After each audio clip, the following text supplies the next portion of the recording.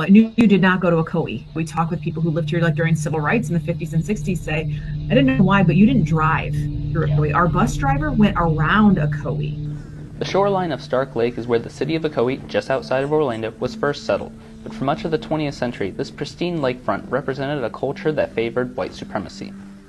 During the election of 1920, black citizens of Ocoee faced illegal challenges to casting their votes from white poll workers. Two leaders of the black community, Moses Norman and July Perry, were targeted by a white mob for their efforts to help black citizens vote. The mob attempted to invade Perry's home in the middle of the night, forcing him to flee. He was found after dawn, lynched, and hung on a telephone pole. But the mob also continued to burn black churches, schoolhouses, and homes. No arrests were ever made for their violence.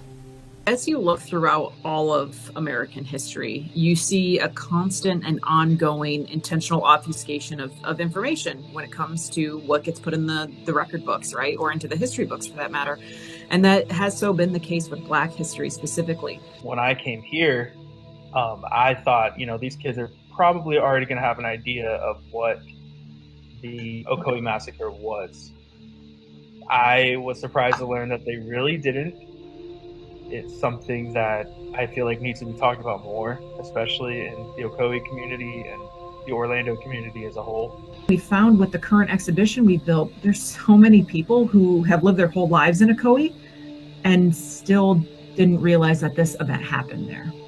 But that's beginning to change. Last year, on the 100th anniversary of the massacre, the Florida legislature mandated that schools incorporate it into their history curriculum, and the city of Ocoee held a 5-day event in memory of the victims. But reflection of the massacre isn't focused solely on what happened in 1920, but rather a pattern of brutal racism that continued for more than 5 decades after. There were members of the white community who would actually kidnap and beat individuals from the black community and tell them they'd been speaking a little bit too much about what had happened at Ocoee the year before. If you're at least 50, you were here when it was a sundown town. But a culture of bigotry that resided in the shadows for decades is now coming into the light as the city evolves. People of color wouldn't live here. Now people of color have moved in, and it's a diverse community. And I think that makes this community a better place to live. The Ocoee that I knew as a child isn't the Ocoee that I know as a 25-year-old adult. America's history is brutal. If there's 50% greatness, there's also 50% of really difficult and challenging content. We have to just continue to sort of uncover that and talk about that, unpack that to figure out how it really does impact us today. And for this Orange County town, they've begun to take steps towards doing just that. For ORTV, I'm Davis Cruz.